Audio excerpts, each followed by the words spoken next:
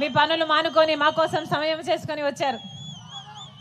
ప్రతి అక్కకు, ప్రతి చెల్లికి, ప్రతి అమ్మకు, ప్రతి అన్నకు, ప్రతి తమ్ముడికి, ప్రతి అయ్యకు మీ రాజశేఖర రెడ్డి బిడ్డ శిరస్సు వంచి చేతులు జోడించి మనస్ఫూర్తిగా నమస్కరించుకుంటాం.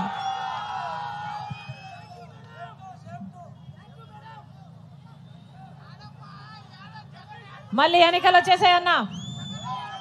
5 సంవత్సరాలు అయింది, మీరు ఓట్లేశారు. ఈ రోజుకి మళ్ళీ ఎన్నికలు వచ్చాయి.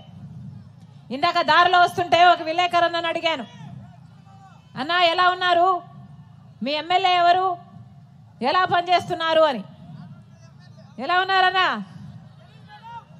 మీ ఎమ్మెల్యే రబ్బర్ స్టాంప్ అట కదా, అసలు లేరా? ఉన్నారా లేరా? మీరు ఓట్లేసి గెలిపించారు, ఎప్పుడైనా కనిపించారా? ఆ విలేకరన్ అన్నాడు, ఇక్కడ ఎమ్మెల్యేది ఏం లేదమ్మా, అంతా ఎమ్మెల్సీదే, మొత్తం కుండలు కొండలు గుట్టలు అన్ని కబ్జాలు చేస్తున్నాడు అన్నారు. నిజమేనా? నిజమేనా? చాలా మాటలు చెప్పారు.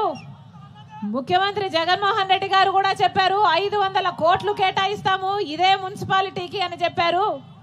కనీసం డ్రైనేజీ ప్రాబ్లం కూడా ఈ రోజు వరకు సాల్వ్ కాలేదు, కనీసం డ్రింకింగ్ వాటర్ కూడా లేదమ్మా అని చెప్పారు.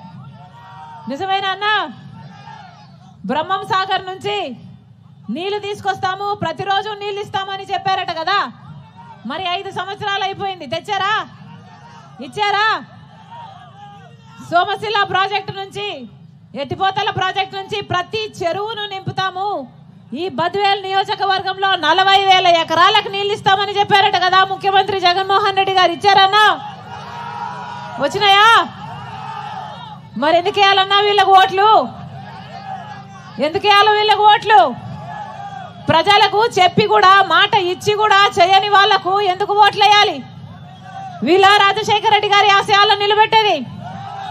ఇక మీ ఎంపీ ఎవరు? ఎంపీ ఎవరు? అవినాష్ రెడ్డి గారు. కిల్లరట.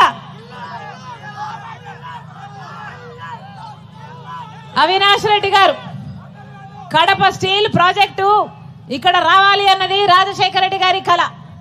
ఆయన బ్రతికుంటే ఎప్పుడో వచ్చేసిండేది. కడప స్టీల్ ఫ్యాక్టరీ కోసము ముఖ్యమంత్రి జగన్మోహన్ రెడ్డి గారు ఏదైనా చేశారా? లేకపోతే కనీసం మీ ఎంపీ ఒక్కసారైనా కేంద్రంలో కడప స్టీల్ ఫ్యాక్టరీ కావాలి అని ఒక్క రోజైనా కొట్లాడా? ఒక్క రోజైనా ఎవరైనా అడిగారా? కనీసం ఎంపీగా ఉండి మీకు కనీసం కడప స్టీల్ ఫ్యాక్టరీ కోసం కూడా ఒక్క మాట అయినా మాట్లాడకపోతే ఇక మీరు ఎందుకు ఓట్లు వేసినట్టన్నా? ఎందుకు ఓట్లు వేసినట్టు? మీరిచ్చిన అధికారం, ఈరోజు మీరిచ్చిన అధికారాన్ని వాడుకొని ఏం చేస్తున్నారు? ఈరోజు మీరిచ్చిన అధికారాన్ని వాడుకొని వాళ్ళను వాళ్ళు కాపాడుకోవడం కోసం ఆ అధికారాన్ని వాడుకుంటున్నారు. ఉన్నదేమో హత్య కేసు ఆయన మీద, వివేకానంద రెడ్డి గారిని హత్య చేశారు అని సిబిఐ ఛార్జ్ షీట్ లో అక్యూజ్డ్ గా చేర్చింది అవినాష్ రెడ్డి గారిని. అయినా కూడా ఈ రోజు వరకు యథేచ్ఛగా స్వేచ్ఛగా తిరుగుతున్నారు, తలెత్తుకొని తిరుగుతున్నారు, ఏమీ కానట్టే తిరుగుతున్నారు. మరి ఇదంతా అధికారం వల్లనే కదా. మరి ఇలాంటి వాళ్ళకు మళ్ళీ అధికారం ఇయ్యాలా? ఇలాంటి వాళ్ళని మళ్ళీ చట్టసభలకు పంపాలా? ఒకసారి ఆలోచించాల్సిన అవసరం ఉంది. ఈరోజు మన రాష్ట్రంలో రాజకీయాలను గమనించండి. ఈరోజు మన రాష్ట్రంలో 10 సంవత్సరాలు అయిందన్నా మన రాష్ట్రం ఏర్పడి. 10 సంవత్సరాల రాష్ట్రం. ఈ పాటికి మనకు ప్రత్యేక హోదా 10 సంవత్సరాల కిందట వచ్చుంటే ఒక్కొక్క నియోజకవర్గంలో 50 నుంచి 100 కొత్త పరిశ్రమలు వచ్చేవి. ఎంత అభివృద్ధి జరిగి ఉండేది, మన బిడ్డలకు ఎన్ని ఉద్యోగాలు వచ్చుండేవి. కానీ 10 సంవత్సరాలు అయింది, ఈ రోజు వరకు కూడా ప్రత్యేక హోదా రాలేదు. కారణం, ముఖ్యమంత్రిగా చంద్రబాబు గారు ప్రత్యేక హోదా కోసం ఏది చేయలేదు. ముఖ్యమంత్రిగా అయినాక జగన్మోహన్ రెడ్డి గారు కూడా ప్రత్యేక హోదా కావాలని ఒక్కసారి కూడా ఏ ఉద్యమము చేయలేదు.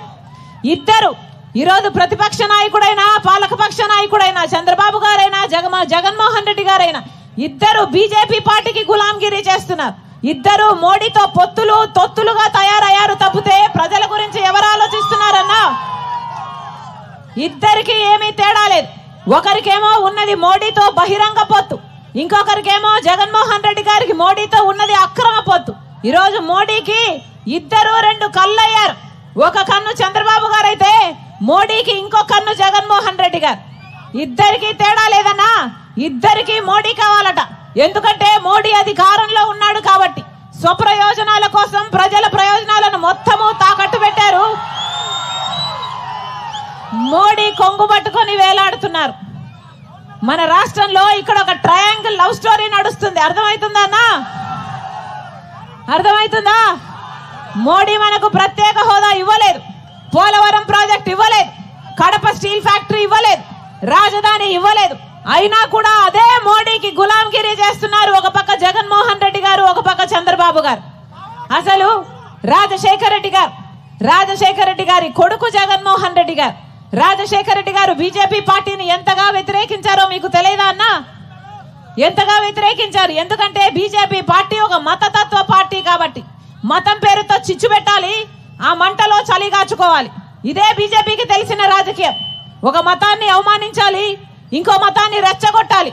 ఇదే బీజేపీకి తెలిసిన రాజకీయం. అందుకే రాజశేఖర రెడ్డి గారు బీజేపీ పార్టీని వ్యతిరేకించారు. ఈ రోజు అదే బీజేపీ పార్టీ ముస్లింలకున్న 4% రిజర్వేషన్, రాజశేఖర రెడ్డి గారు ఇచ్చిన రిజర్వేషన్ ఎత్తేస్తాము అని బెదిరిస్తున్నా కూడా జగన్మోహన్ రెడ్డి గారు కొడుకై ఉండి, సొంత కొడుకై ఉండి ఈరోజు బీజేపీ పార్టీకి తొత్తుగా మారారు అంటే మరి రాజశేఖర రెడ్డి గారి ఆశయాలను నిలబెట్టిన వాళ్ళు వీళ్ళు ఎలా అవుతారు అని అడుగుతున్నాం. రైతులను ఎలా చూసుకున్నాడన్నా రాజశేఖర రెడ్డి గారు?